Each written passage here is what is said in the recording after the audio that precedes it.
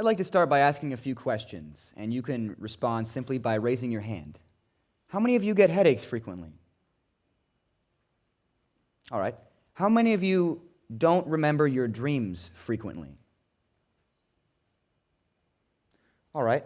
How many of you consume fluoride via toothpaste, a drink from McDonald's, a drink from the fanciest restaurant in town, basically any kind of water that the city provides? Me too. How many of you know about the pineal gland? That's fantastic. Well, in case you didn't know, it is the third eye, otherwise known as the mind's eye. And this has been known for over thousands of years. I don't know if you have seen this picture before, but it is otherwise known as the eye of Horus. But as a psychology student, when I look at it, I see a brain. It not only has the correct anatomical locations of the corpus callosum, the thalamus, the pituitary gland, the cerebellum, but in the back of what is called the eye of Horus is the geometric location of the pineal gland. Now, the pineal gland, I tried to do lots of research here at the FGCU library, but there was not that much information I could find in huge textbooks, too many to name. Now, the pineal gland forms as a small pine cone-shaped organ in the mouth of a fetus at 49 days. It then moves from the mouth of the fetus to the center of the brain, where it stays for the rest of one's life. Now, the cells of the pineal gland are known as pinealocytes, and one of their chief functions is the regulation of melatonin and serotonin levels. When the sun goes down at night, your brain starts to begin to make lots of melatonin, which causes drowsiness. You may take it to fall asleep at night if you don't make enough. Now, when the sun comes up in the morning, you actually convert that melatonin into serotonin, which could potentially make you a happy morning person. Now, if you're like me, you struggle with being that person in the morning, and you probably resort to coffee.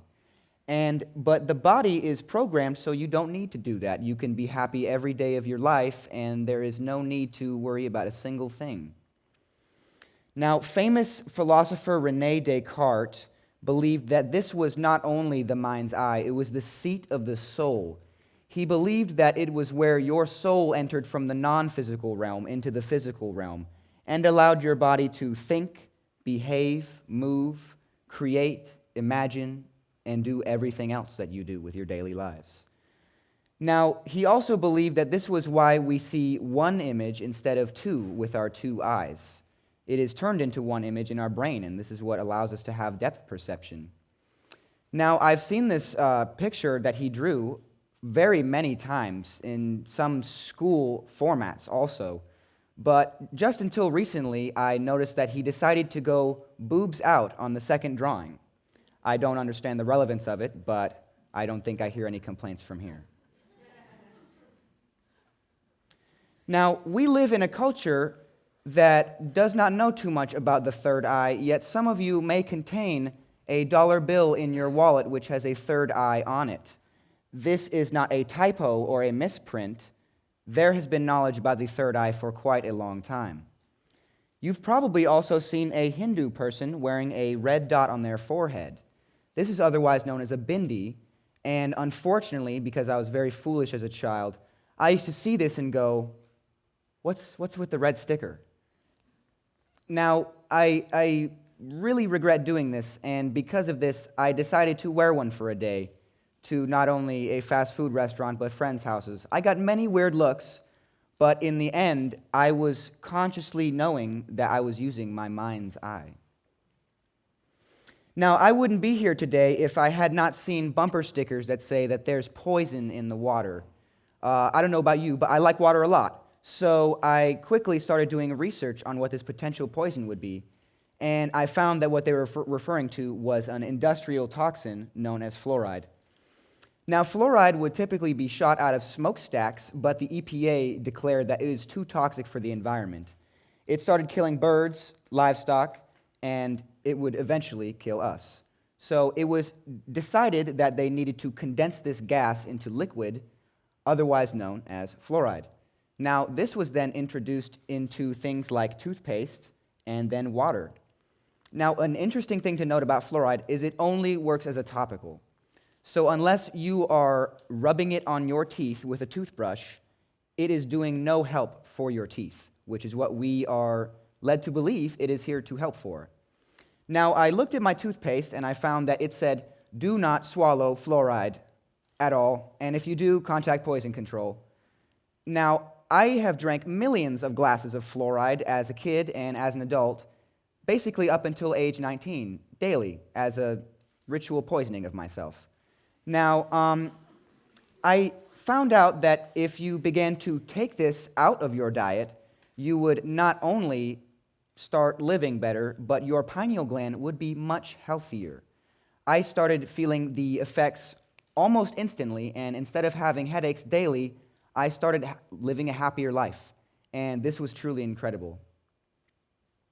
Now, this is what a pineal gland on the left looks like when one starts beginning to consume fluoride. You can see that it is in the process of turning from what looks like a gland to what looks like a bone. Now, your gland, any gland, should not look like a bone. It does not take a biologist or a scientist to tell you that. And the picture on the right is a very severe case of what is commonly called pineal gland calcification. This is when hard minerals build up on and around the pineal gland and in the brain region. You can see that the vesicles of the brain are also beginning to fill with what is called brain sand. Does not sound like fun, and as you can also see, it is beginning to push up on the hemispheres of the brain. You can see it's literally saying, get out of the way, brain, there's calcium to be building up. This could potentially be what is leading to headaches, and ever since I stopped drinking fluoride and using fluoride toothpaste, I noticed that not only did I have less headaches, but I was also more creative. I was able to close my eyes more often and visualize things. Many amazing things happened for my life. Now, I also wouldn't be here if it weren't for a man named David Wilcock. Recently, I read one of his books that has lots of compilations of scientific evidence. One being an article written by Dr. David Klein, which was published in Science Daily. He stated that the cells of the retina and the cells of the pineal gland, known as pinealocytes, are very structurally similar. This was then confirmed by a paper by A.F. Weichmann in the professional science journal Experimental Eye Research. Now, A.F. Weichmann stated that the pineal gland cells have phototransduction proteins. This means that they are proteins designed to take in light and turn into brain stimuli. If that doesn't sound like what an eye does, I don't know what my eyes are for. Now, it was also found by S.S. Bacanier and his associates when he dissected 20 pineal glands and found that they contained tiny nanometer in length microcrystals of calcite. These are meant to float freely in the vitreous fluid of the pineal gland, much like the vitreous fluid we have in our eyes. Now, it was also found in an experiment that was replicated by G. Scott Hubbard, in which 2 rooms were used which were sealed off from visible light. In these rooms were placed devices that were used to measure the visible light photons, units of light, if you will. Now, a person was put in one room, and in the other room was put a target object that they were supposed to remote view or visualize in their head. When they were most accurately describing this target object, there were bursts of light in both rooms. So, if you will, if you all closed your eyes for a minute and imagined me on the stage, that is all photons in your head, and those photons are flying out of your head at the speed of light. This is truly incredible, and it basically proves that your mind has an eye. Now, the World Health Organization has released statistics that show that fluoridation does not necessarily lead to decreases in tooth decay. In fact, one of the lowest countries as far as tooth decay goes is the Netherlands, where I get my crazy last name from. Now, they have never fluoridated, yet they have remained one of the lowest countries as far as tooth decay goes. How do they do it, you might ask? Simply brushing teeth and visiting a dentist. Preventative dental care is what has led to a decrease in tooth decay, not fluoride, which was very recently introduced via huge factories and phosphate processing facilities, things like that. Those have not been around for that long, yet teeth have been around for a very long time. So when you are dead in a casket, your teeth will be just fine. Now I would like to share something about what you and your loved ones can do. And this is things that I have been doing for a little under a year, and my life has changed so drastically I can't even put it to words. First thing you can do is switch to a fluoride-free toothpaste. You will not notice any difference in teeth decay if you keep brushing your teeth. You should be used to that by now. You can also start drinking non-fluoridated water, or like I like to call it, non-poisonous water. Reverse osmosis and distillation are great methods, and you can actually get these in your home, and we honestly should start using these at this school and nationwide, really. Also, you can start eating a non-GMO organic diet. The more alkaline, meaning the more greens you eat and the less acidic, the better it is for your health. Now, if this is too much for you, you can also take dietary supplements such as MSM, vitamin K2, the list goes on, one of my favorites being dark chocolate, raw cacao. Now, you could say that that is a medicine. That's usually my excuse. Now, when you start taking these things, your life will start changing drastically, and you may feel a little crack as if a little bone in your head is starting to break. That's a bone that you don't need. However, don't take my word for it. The best thing you and your loved ones can do is a little bit of your own research. If I didn't do that, I wouldn't be here. Thank you.